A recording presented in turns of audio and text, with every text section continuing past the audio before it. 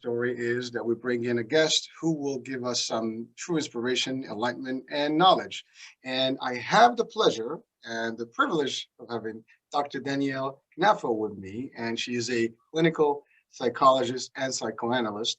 She's also a faculty, at LIU and NYU for postdoctoral, I think, psychoanalyst analysis programs. She's an author of plenty of books, and we'll talk about those. And she's also she has her own practice for different constitutions and things like that. And again, the topic today is really, I mean, we've gone through a whole year of an ordeal with COVID, and a lot of people have physical need and also mental need, and the psychology piece of it is important just as much as the physical piece of it. And so today we're going to actually first of all talk about the psychology world, or the psyche world, whatever the terminology. It's a little difficult because I am still confused about the difference in terms of the terminology. There's psychologists, there's psychiatrists, there's psychoanalysts. What's the difference? So with that, I will turn the discussion to our guest, Dr. Danielle. May I call you Danielle or Dr. Danielle? Of course. All right. Dr. Knafo, you tell me whatever is comfortable. I'm comfortable anyway. All right. So first things first. I know I did a quick introduction, but tell us about yourself a little bit. Well, you covered a lot of it. I am a clinical psychologist. I'm also a psychoanalyst. I'll explain the differences. I'm a professor, and I'm an author. So I wear a lot of hats, and I enjoy that.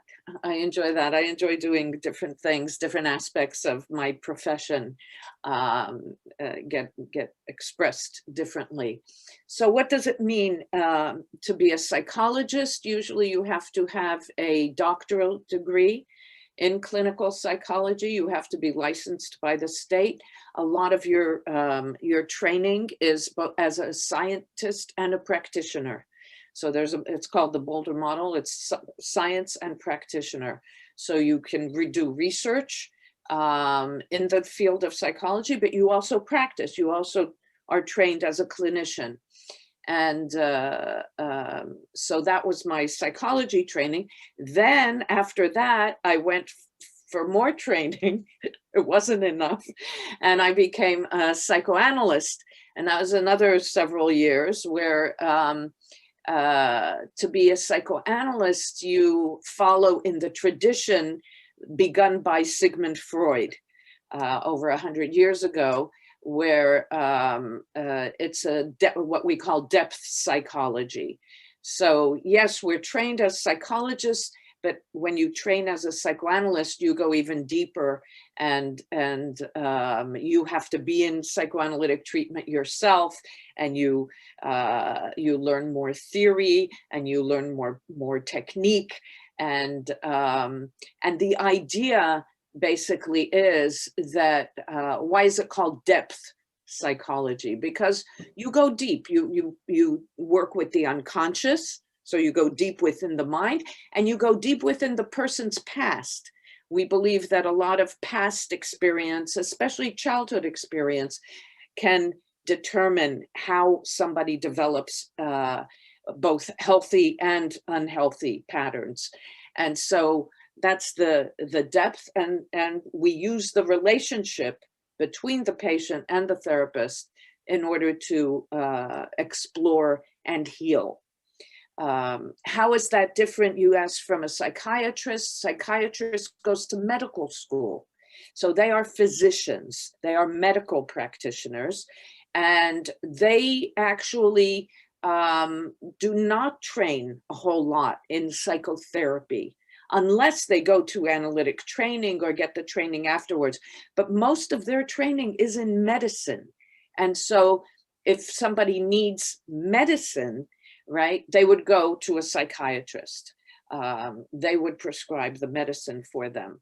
But if they need psychotherapy or psychoanalytic therapy, they would be better going to a psychologist, because they've trained for years and years in psychotherapy.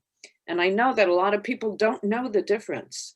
To be honest with you, I mean, I'm in the health, but field, but it's like the difference itself. It eluded me for until today. I mean, a little after doing some research, and of course, today and on the show. But certainly it is clear, more clearer to me at least, and I'm sure to the audience that what that difference is. Now, you obviously work potentially with also psychiatrists in terms of if there's a treatment required, then as a referral. If a patient of mine, if I think that the patient of mine will benefit from being on medication, then I will work with a psychiatrist who I trust, because I don't trust everybody who just, I think people are over medicated in our society. And so I want to work very closely with somebody who respects the therapeutic process that I'm involved in, Sure. and who will not over medicate a patient that I'm working with. But I'm fortunate that I do have a few people like that I work with when somebody does need the medication. Yeah. So doctor, I have to ask this question because technically a lot of people have this taboo or this fear of even mentioning going to a psychologist, or some people refer to, that's the other thing, there's that common word that we use, shrink, and Yes. it's very it has some sort of a negative, And it's weird because people say I'm getting my mind shrunk, or I'm going to a shrink. Whereas when you go to psychologists, it usually opens it up. it opens up the mind. It expands your thinking, and it gets you rid of your defenses that are keeping your mind small. And so it's a very interesting kind of not correct. Well, term. again, coming from the normal person, it's probably terminology that started based on fear, and to demonize maybe. But so you have that's the fear, that's the taboo, right? But what could drive that taboo? Many things. Biggest among them is culture. There are certain groups that have a lot of difficulty even entertaining the idea of going for help for psychological service. And one of the reasons is they assume that it means they're crazy. And nobody wants to think, I'm crazy, right? Oh, people may think that way. By you. Right. But nobody wants to admit, oh, I'm that sick that I have to go. They don't realize that really people who reach out for help are the ones who are the most likely to get help and to not be as crazy, because they can acknowledge the need for help. When we have a pain or a cough that doesn't go away, or something broken, we don't feel shame about going to a doctor to get help for it. But for some reason, with mental problems, with emotional problems, people have a certain sense of shame and stigma. And certain cultures, I think, endorse that kind of stigma. We can, just toughen up, or you can handle it, or it's just, you'll get through it, or don't think about it. Some people will say, just don't think about that problem. Like, it's a problem. What do you mean don't think about it? And if you don't think about it, it'll come back in another way to haunt you. Sometimes it comes back as a physical problem. If you repress and suppress emotional problems, sometimes the body then expresses it. And so we need to work culturally to endorse and destigmatize the idea that people need help. There are millions and millions and millions of people with addictions in this country. And a tiny minority of them actually get help for their addictions. Now, most people know this is a problem. To have an addiction is a problem. It leads to all kinds of other problems, but a very tiny minority actually seek mental health services for it. Well, there are a lot of types of addictions, and I guess Yes. that also has to do with it. I mean, no one wants to claim to I guess agree or acknowledge or admit that they have some sort of an addiction. I mean, it's hard to even say that.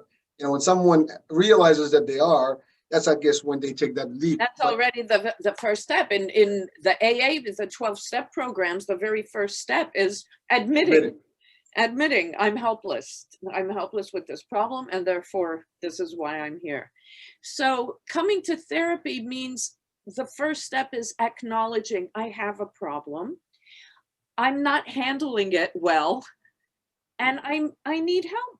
And there's nothing shameful to acknowledge that you need help. In fact, that's the first sign of strength, to acknowledge what one's limits are. We can't do everything. No human being can do everything. So the first step is to say, you know what? I need help with this. Let me find somebody who can help me. And then the question is, how do you find somebody? But at least getting to the first step of admitting, I've been trying to overcome this by myself, and I haven't been successful. Maybe I should see a professional. And some people wait way too long to see a professional. What they don't realize is that when there is a mental health problem, the sooner you get help for it, the more quickly you can get rid of it.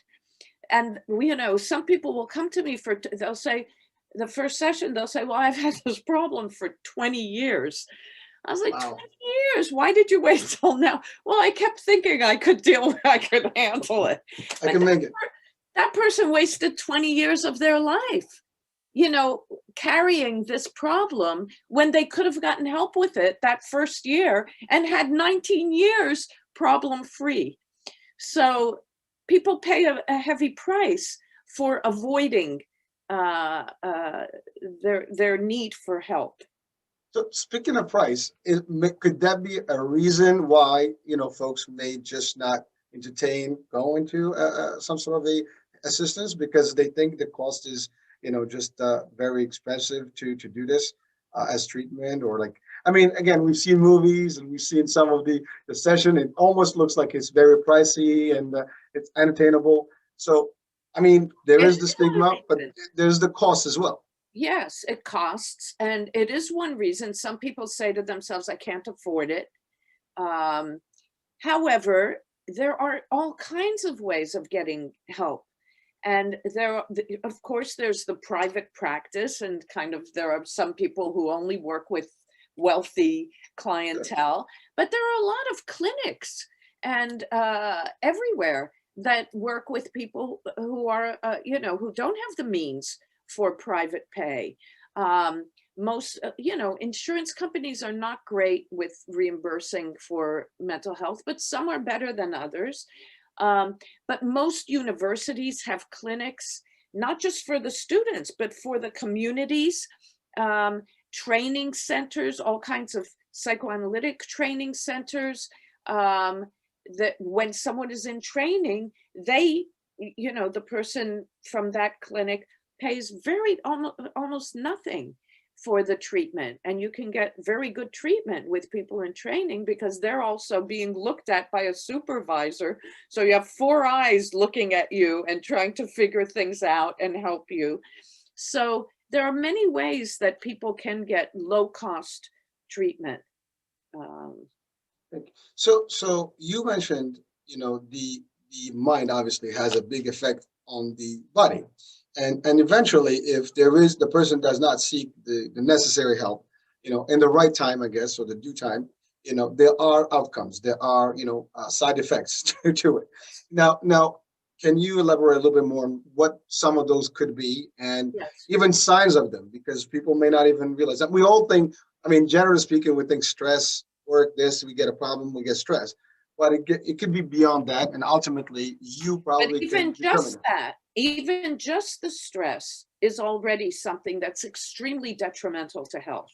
Stress is a mental state, but everybody knows, all doctors know, that stress can create health problems and exacerbate health problems. So just stress itself is a huge problem. But not only that, when people don't express their feelings, let's say they're angry at their partner, and they don't express it because they're afraid of losing that partner. But what do they do with it? Feelings don't disappear. they go someplace. If they don't go towards the partner, they might go towards the child. They might go towards their boss. They might go towards the dog. They might feel uncomfortable expressing it at all. They can go against the self. Somebody will start drinking. They'll start doing drugs. They'll start, engaging in self-sabotaging behaviors because it's aggression that needs to be expressed. Sometimes they try to swallow it. They develop digestive problems. They can develop, it can go to the body, right? They can become accident prone. And then, suddenly suicidal. They'll sometimes it's suicide. The aggression, instead of going outwards, goes against the self. Right. They can become depressed, right? And when people don't express their aggression, they can become depressed.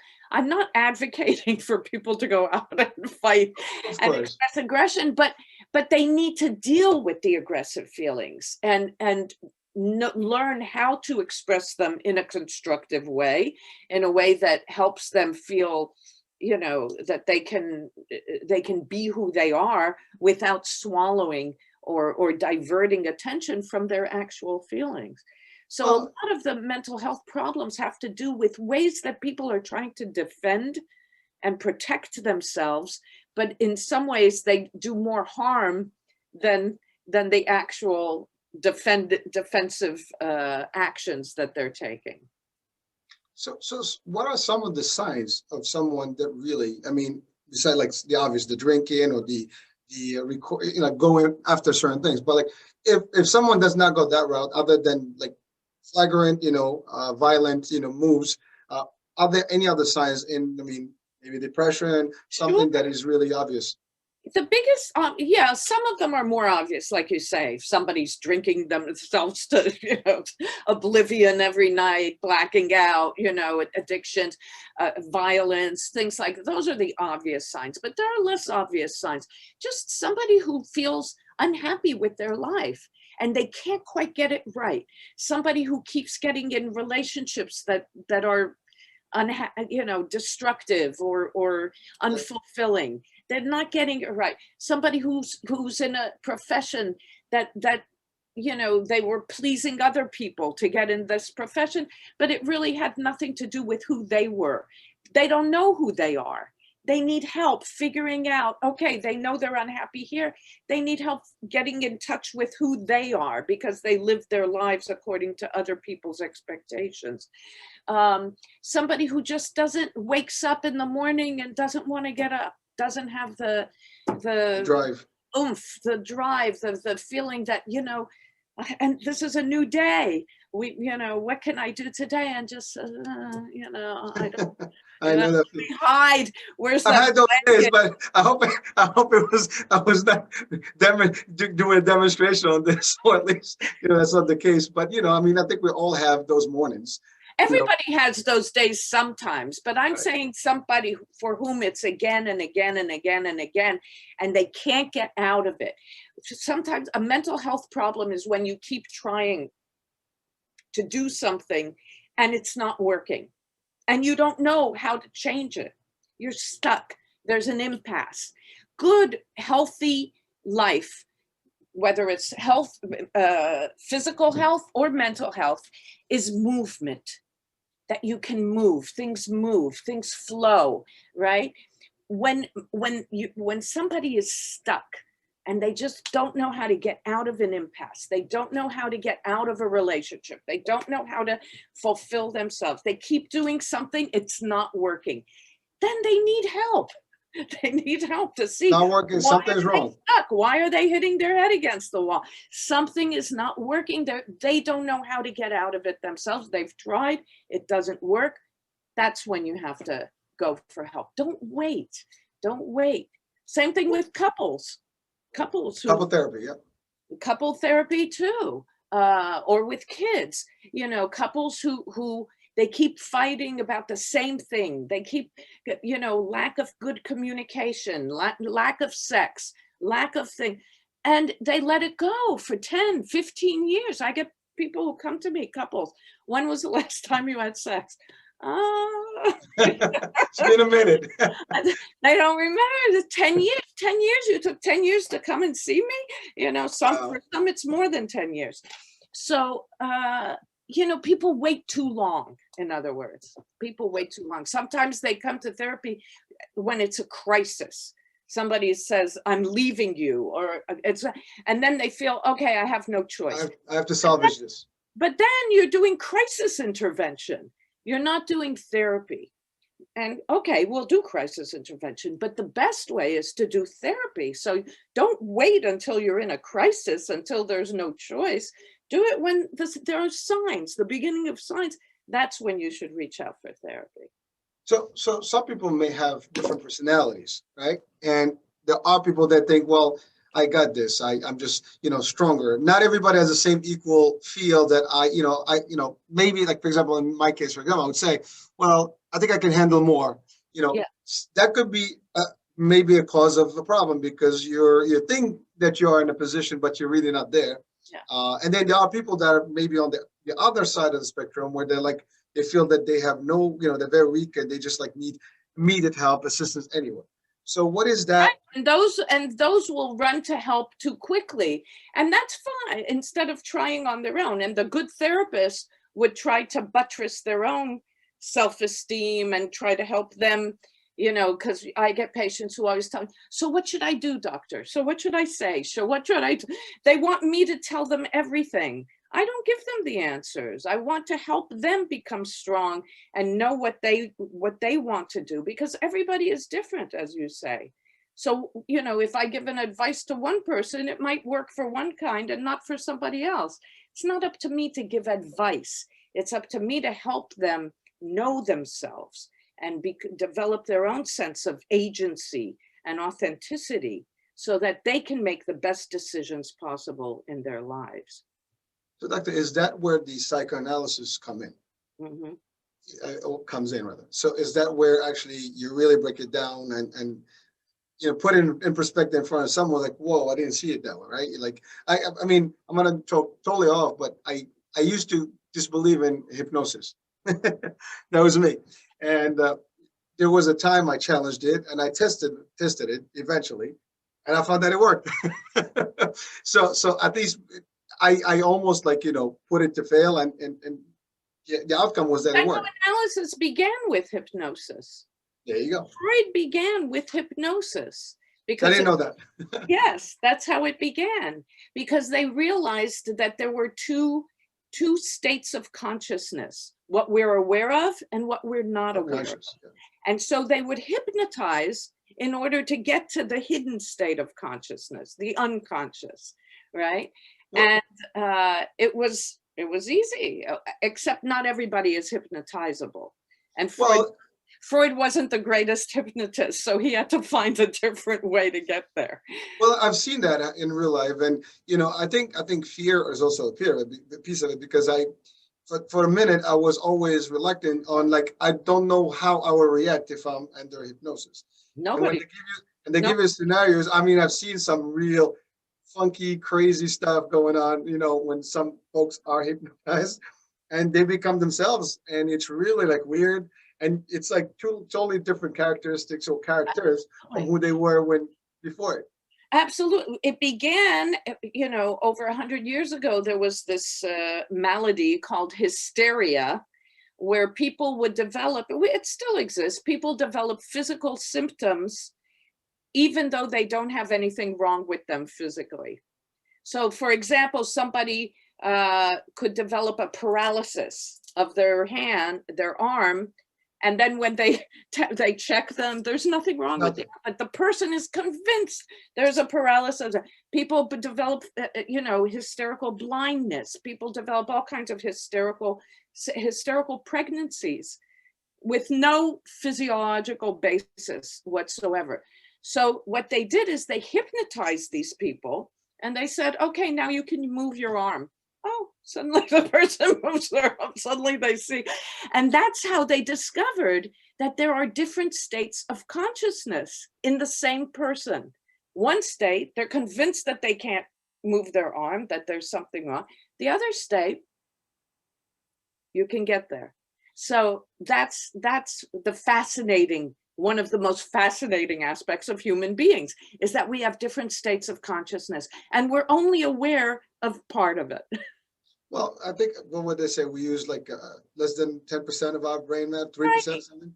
tiny. Yeah. And Well, so what therapy does is it expands that part of us that we're less aware of or not aware of at all. And that's why it shouldn't be shrinkage. It should be the opposite, expansion of consciousness. interesting. So that's a lot of it. That's a lot of good stuff in there. So just again, I know we have just an hour to cover a lot of grounds. Now, one of your books is about, becoming a psychologist. Mm-hmm. And so what would drive someone to do so, and how easy or how hard is it to actually get into it? I'm sure it's not just, hey, let's go, I'm going to be a psychologist. Not a piece of cake. I No. know.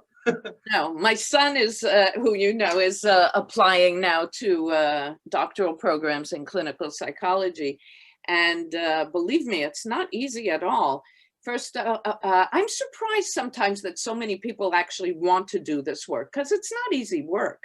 It's very taxing emotionally. You sit with people who are suffering, who are traumatized, who are depressed, and it can take its toll on you if you're sitting all day with, listening to these stories. On the other hand, you help people. And so there are success stories, and you take pride in the movement, in the creativity, in the fulfillment and of people who can break through those problems, those impasses that we talked about. But to become a psychologist, usually it's two things. One is people want to help other people. So it's one way of helping people. So some people want to go into medicine and help people that way. Some people want to help people emotionally, mentally. And so clinical psychology is a very good way to do that. The other thing is some people are just curious about what makes people tick. What makes people behave the way they do? What makes this person become, let's say, a family with 5 children? One becomes psychotic, another one becomes successful, another one, they had the same parents. What happened differently there? There are so many questions about psychology, right? Why are people the way they are? How do people become the way they are? What's the best way to parent children to develop in a healthy manner? How does somebody suddenly decide, what, I was born female, but I'm not female, I'm male. How does that happen? How do these things happen? Those are the questions for psychology. And so it's fascinating. It's endlessly fascinating. The more we know about the mind, the less we know, the more we know that we know very little, because there's so much more to know, so much more. And that part is fascinating. So I would say that the person who wants to be a psychologist has, on the one hand, the need to help people, the compassion, the altruism, one could say. But on the other hand, that's not enough. You also have to be curious. It has to fascinate you enough because to go back again, okay, well, why did this person say this? And why did this person come in this way? And how did they become this way? And how can I help them, develop insight into this issue? So we were talking about hysteria. In California, a lot of people from Cambodia came to settle in California. And in Cambodia, there was a Pol Pot regime that terrorized people and killed many people. And they discovered that all these people were suddenly coming to doctors with blindness. And they discovered that none of them were physically blind, but all of these women, most of the women, came with this presentation that they had gone blind. And what they found is that every single one of them had witnessed killing, terrible, brutal murders and killings of family members, of people who they knew, and they went blind. They didn't want to see anymore. Their subconscious refused to see it. They'd seen enough. And so the psyche decided to just put a curtain down and say, I don't want to see anymore. So it was completely psychological. Now that's fascinating, how the mind can do that, can convince someone that physically they have an organ that is not functional. So the relationship between the mind and the body is fascinating, for better and for worse. Sure. Well, I mean, listen, I personally am not close to any of the knowledge that you offer, but just in person, I mean, I do believe in the power of belief and positivity and things like that. I mean, I've been in martial arts. I've been in fitness and stuff. So there's a lot of that. I've been motivational classes and things like that. So that helps a lot to keep that. I think, and it's true. The more you believe in something, and the more you think about it, you see yourself do it. I mean, even I remember back in the days, like you go to the gym and you want to push weights, and your mind in the beginning, your muscle is not, your mind starts pushing that, and the next thing you know, you can do weights that you could not possibly do. It's just a simple example here, but I've seen that happen with me and other people. So it is very powerful. I mean, and doctors know this today. In the past, they kind of ignored the psychological part. And now they know, because there's research after research studies that show that the person's attitude can change how they get better or not. That people's attitude, more positive attitudes, will help people heal from even some very terminal illnesses, as opposed to people who just kind of give up and go along with the illness. So the mind has such power over what we do and who we become. And therapy can help to get the person to use their mind in the best possible way for themselves. Well, you mentioned trauma and all this stuff. And, again, earlier when I started the discussion, just mentioned a little bit about, we've had a tough year. And, this is a serious year that we've been through. I mean, we've had issues over the centuries, but certainly this last year for a lot of people have been a lot more. It's different because a lot of people are indoor. A lot of people are not doing what they were doing. They're not socially, interactive or active. So there is a level where people are really getting, to the max, to the point where, like, I don't care anymore. And we've seen it, in the behavior of people.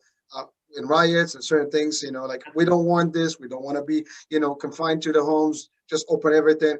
We've seen it in the stress of the business, area where people are like, financially, they just don't care anymore and they're willing to take a risk. So it did have a huge impact. So in your world, in your, I guess, expertise, how do you see this whole year in terms of, impact and potential solutions?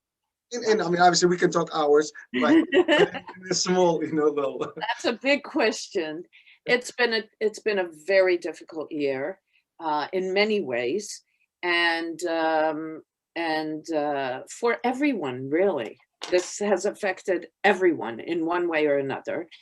And just the amount of people who have gotten ill, who have died, people who lost people who couldn't be with people as they were dying, the fear of getting COVID, the being closed in, not lacking social contact, being too close to people, when people need to breathe a little. We need relationships, but we also need a little time away from relationships. We need some breathing time. Parents who are, raising young kids and have to be home working and raising their kids and schooling them at the same time and not having, time to breathe or to think. So it's been so difficult in so many ways. Domestic violence has gone up, suicide has gone up. As you mentioned, other types of violence have gone up. Reckless behavior has gone up. So people are having a very hard time. Depression, isolation, people who live alone. I talked about people who live together, but people who live alone, I've talked to people who haven't seen a person in 10 months, haven't seen one other person. And that solitude, that aloneness, even if you talk on the phone, which is good, or Zoom with people, it's Not still, the same, though. it's not the same. It's not the same as being in a room with another body and having that interaction. So all of these things have taken a very, very great toll on the health and mental health. They go together, of people. And then a lot of people get sick and they're afraid to go to a doctor because they're afraid, or to a hospital.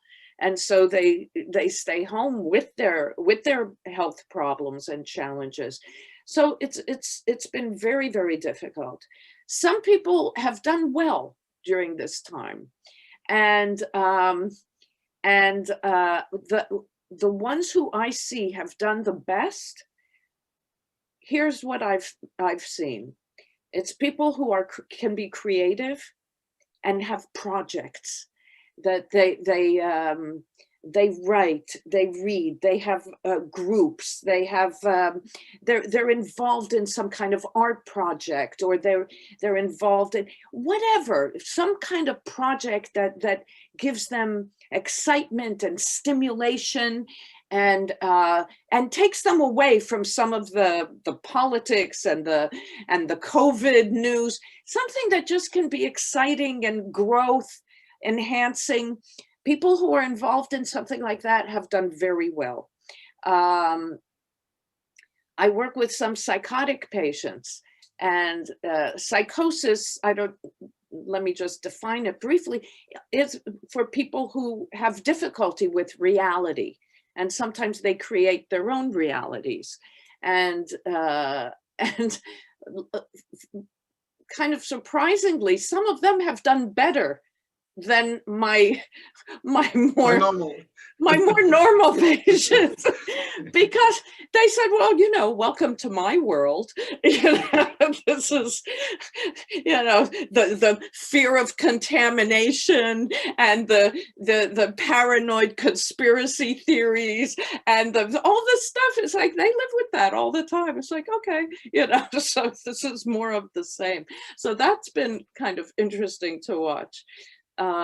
But people who stay in touch with other people, who don't let themselves get too isolated, who make sure they have some alone time, some project that excites them, having some contact with other people and connection with the outside world, but also connection with the internal world. Because we've been home so much, I tell people it's a good time to go inward, to reflect, to get to know yourself in a new way, right? Some people are afraid to be alone, but this is a time to be alone and to see, well, who am I? Where am I? Where am I going? What do I want now? It makes people change their priorities. Suddenly you see, wow, people are dying. This is, we don't have forever. The life can change in a moment. What do we prioritize? What is important to us? What don't we want to let go of? So people have been reevaluating their lives in a very positive way, right? Realizing that some things that they've been busy with really don't mean that much. And whereas other things really mean a lot more, and they should be putting more attention and more effort into those things. So I see a lot of positive coming out of this time, even though a lot of people are having trouble, depression, anxiety, fears. I think it's up. Everybody's got a different way to cope and kind of deal with things.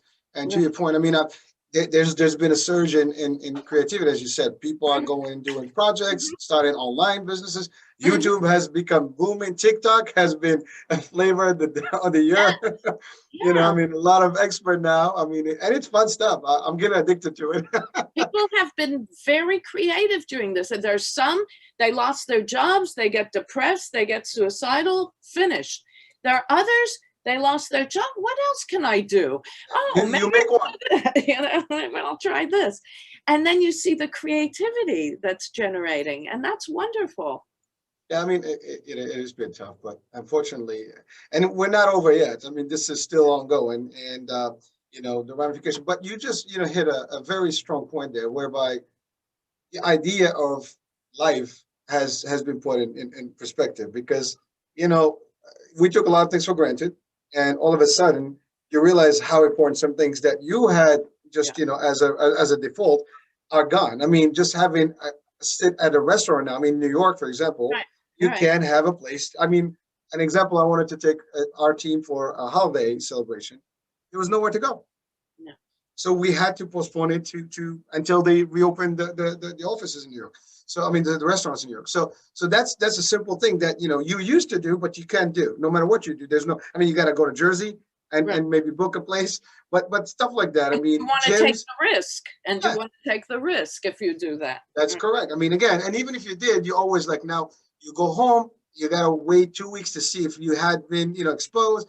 Your mind is never clear, so it's a tough place. It's not something we expected, but unfortunately, it's here, and some people have established a way to deal with and move around it and navigate it, and some people have just lost it completely. And Yes, and and that's again, where I mean, you see the coping skills, where some people have coping skills. They can go with the flow. They can go with there are difficult things, but they find a way. They think creatively and find a way to deal with it.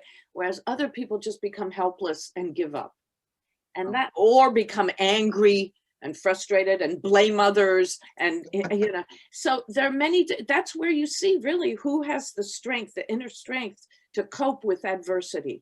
Life has adversity. This past year it's been a lot piled on, but you really see who has the better coping skills. yeah, again, I mean, listen, we have to get over it. I mean, unfortunately, we have to make it.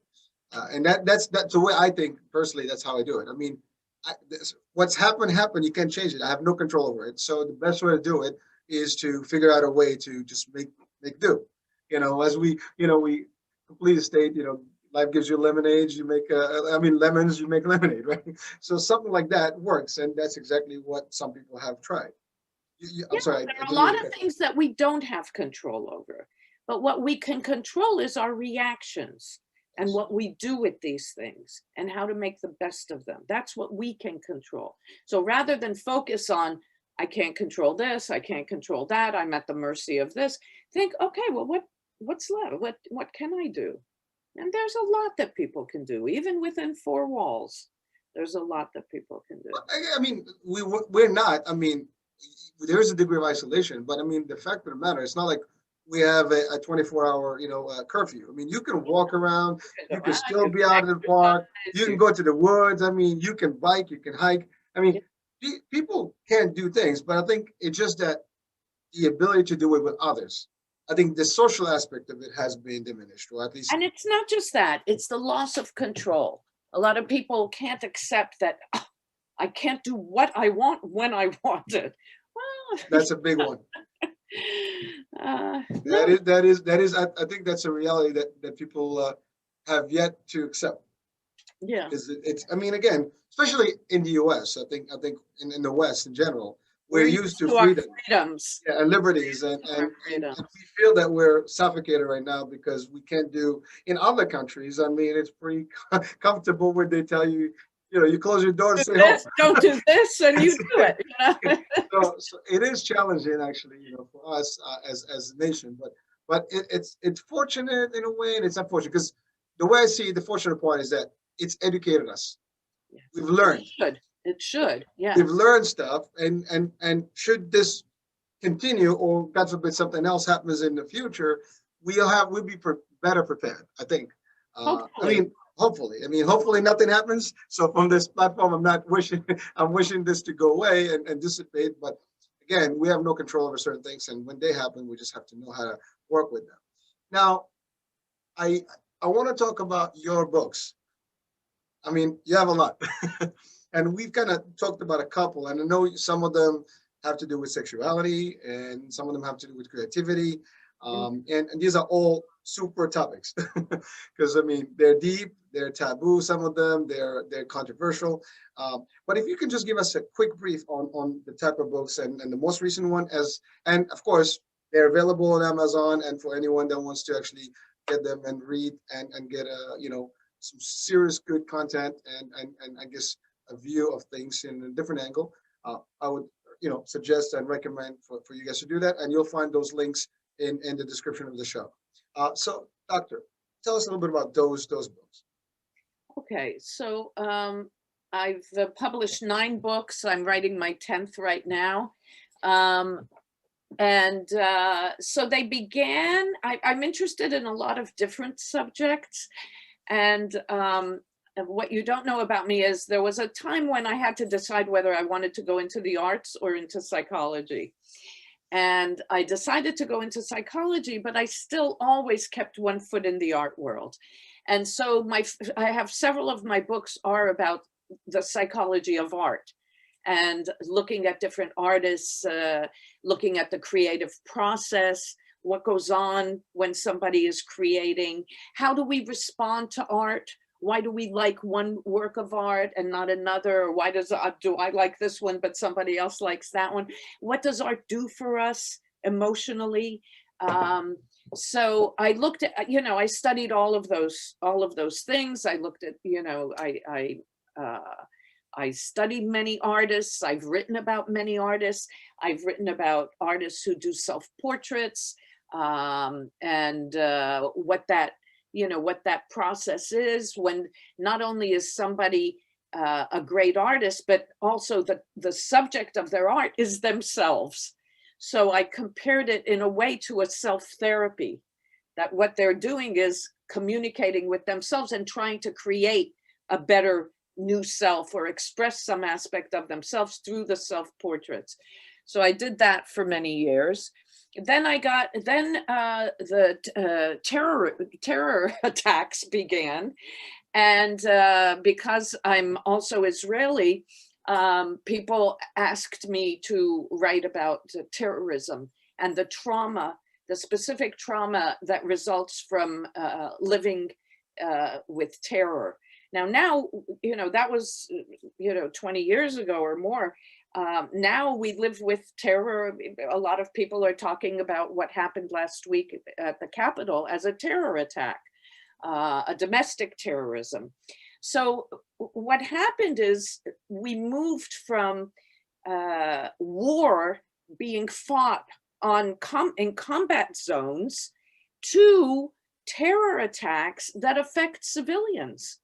And that's a big, big change, because we always knew that people went to war. We sent our soldiers to war. They went to combat zones. It didn't affect everybody. But suddenly, the World Trade Center, it affected people who were in the two buildings. Now it affects people who happen to be in the Capitol. It affects people on the street sometimes. You're just walking down the street. So our world has changed. It's become less safe in many ways. And so I did a book on terror-related trauma. So it's different from trauma, let's say, from a natural disaster. You live through an earthquake or a hurricane. Those are traumatic too, but it's different when another human being is causing terror and trauma to a different human being. Somehow that human to human connection makes it very different, because then, the natural disasters, we say, well, it's an act of God. But these are not acts of God. These are acts humans. These are human to human causing trauma. So it has its own sequelae, how we have to make meaning of it, not just deal with the trauma, but how can another person do this to me? What does it mean? How do I even understand this? How do I go back into the world after I've been traumatized in this way and develop a sense of safety again and see a sense of future? So that's what I did with that book. Then I began looking at the creativity in the psychotherapy process itself, because I think one can be creative in almost any discipline. It depends how you approach it. So I wrote about the creativity in psychotherapy, in the relationship. How do we help people change? That there's a creative element to it. how to help people develop their creativity. I wrote about that. And then I went to sexuality. The last two books are about sexuality and technology. The other thing that has changed enormously in our world is the advanced technology. We live in a very, very technologically advanced world, and technology is advancing by the second. Artificial intelligence, all kinds of technology, and it's changing the way we experience ourselves, the way we communicate. The fact that we are doing this on Zoom, right? It's technology. Yep. It's something that we couldn't have done a while back. So everything is changing because of advanced technology, and it's changing the way we think of what it means to be human. Robots, we can now, when you call for help, do you ever get a person on the other line? Never. It was an IVR robot. And it's all robots. It's all robots, and we're becoming more comfortable with robots. Our phones, Siri is robot, Alexa is robot, our navigation system is robot. We're becoming very comfortable with our robots. And I've even written about people who have chosen robots as partners, as intimate partners. And so they do have those, and I know I've seen in Japan and a few other companies that they specialize in those kinds of robots. Yeah, so they have robots that help the elderly, you know, they're companions for the elderly, and they have robots that are sex robots for partnership. So we're moving in a kind of direction that I think is raising a lot of interesting questions. There are people who feel very positively about it, and there are people who are terrified of it and feel negatively about it. And so I've written about that. And then my last book was about just sexuality among millennials and kind of all the changes in the sexual world among young people. You know, the trans, the gender identities, the dating, you know, online, how people meet now. Almost all people meet online. A third of marriages begin online. So again, technology. So how technology is interfacing with sexuality, I think is very interesting and very important. And now I'm writing a book on psychosis, on the treatment of psychosis, which is considered the most extreme form of mental illness. And I've always been very dedicated to working with people who have this most extreme form of mental illness, because I feel not enough people work therapeutically with them. And I'm writing a book as a kind of guidebook, a handbook for people who are interested in learning how to work with psychosis. No, that's my journey. that's a pretty diversified, colors of the spectrum here. I mean, you have pretty much a little bit of everything in there, and a lot of them I don't think anyone can potentially not be affected with one of the other topics, because we all are exposed to exactly all those things that you're addressing in those books. Now, you mentioned psychosis, right? Now, earlier you said when someone creates their own environment or reality. Now, does that also include people with multiple personalities, or no? Schizophrenic. Not necessarily. Multiple personality, which is now called dissociative identity disorder, they changed the name, are people who have dissociated parts of the self, right? Now, in schizophrenia and psychosis, there is also a very strong dissociative element. And so there's also a strong trauma element.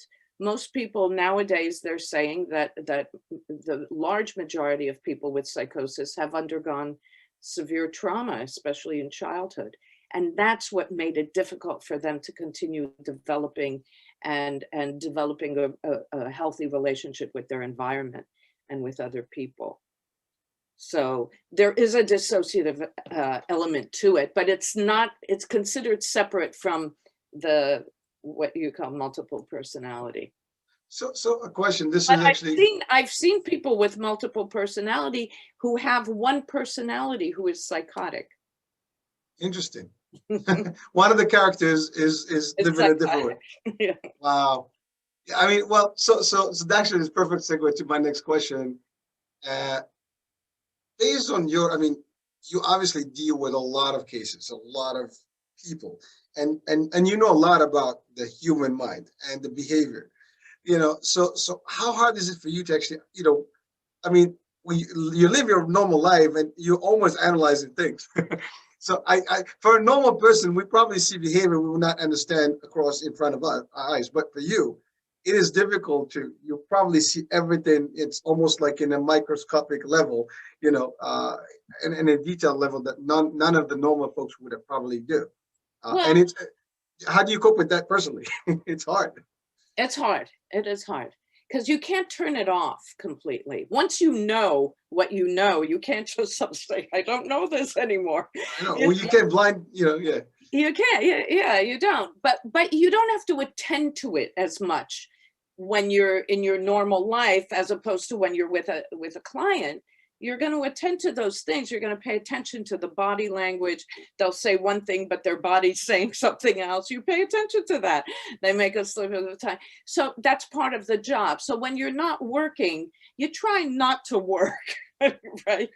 Otherwise, you really will go crazy. You have to have downtime with this work. Sometimes after I see, a day of seeing several clients, I need some alone time afterwards. I can't just go and be with somebody and they want to tell me their problems. Like, no, I did this all day.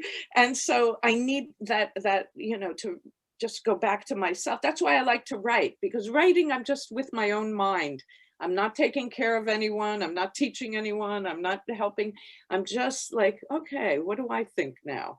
Right. And I like that alone time. And that's why writing is good for me. But yeah, there are some days that are harder than others. If I deal with some people who are really, really suffering, I take it in. It's hard not to. When you're a compassionate person, you're sitting with somebody who's suffering, you want to help them, or you're worried. You're worried they'll do something, or, so it can take its toll certain times, but other times you see like how you've helped people and how they grow. And then there's enormous satisfaction when you can see that somebody who was stuck and unhappy and unable to move, who is able to then get to know themselves and open up and advance in life and develop good healthy relationships and satisfaction in work. It's a wonderful feeling. Wow. Again, I mean, I gotta give you, all the bravos and the kudos here in the world, because it's not a picnic. It's not easy. I mean, as I get guess, everybody's got a different angle, and their world is more interesting than you think. I mean, like, we all live in our own Everybody worlds. has a story. Exactly. Yeah, Everybody it is. has a story. It's very interesting, and it's also very educational. I mean, informative as well. I mean, just understanding the dynamics and what it takes, and it's a lot of stuff. I mean, it's and again, we took about an hour just to get a quick highlight of everything, and we've covered a lot of grounds. But certainly, we did. I'm surprised. we tried, we tried. But certainly, I mean, there's more to this. I mean, we can take one book and spend an hour discussing it more.